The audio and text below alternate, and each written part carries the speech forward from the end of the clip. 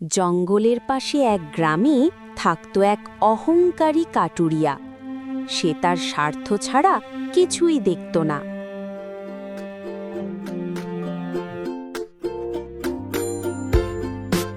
সে প্রতিদিন তার পছন্দ মতো গাছ কাটত। কারো কথা না শুনে সে তার মতো গাছ কেটে যেত।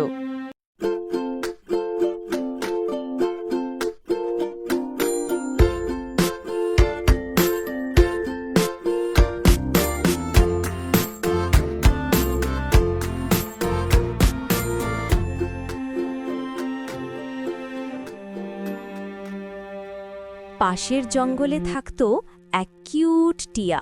সে নিয়মিত প্রতিদিন খাবারের জন্য পাশের জঙ্গলে যেত।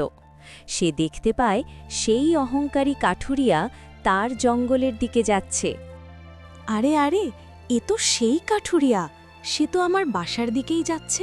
তাকে তো থামাতে হবে, না হলে তো সে আমার বাসার গাছটি কাটবে। এই যে কাঠুরিয়া ভাই, আমার গাছটি কাটিও না। আমার বাসায় ডিম আছে। বাচ্চাগুলোকে মারিও না ভাই, অন্য একটা গাছ কেটে নাও।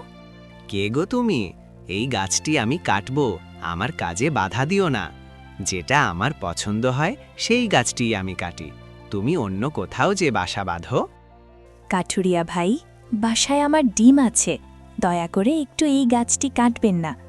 এর চেয়েও ভালো ভালো গাছ আছে, সেগুলো কাটো। ভাই, আমার বাচ্চাগুলো ফুটলে তুমি পরে এই গাছটি কাটিও।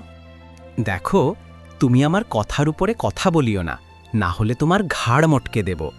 আমি গাছ কাটতে যাচ্ছি, বাধা দিও না। তুমি অন্য কোথাও বাসা বাঁধো, আর ওখানেই বাচ্চা ফোটাও। সে কথা বলে কাঠুরিয়া গাছ কাটতে যায়। এদিকে টিয়া পাখি কাঁদিতে কাঁদিতে অনেক দূর আরেক জঙ্গলে চলে যায়। এদিকে কাঠুরিয়া গাছ কেটে বাসায় নিয়ে যায়।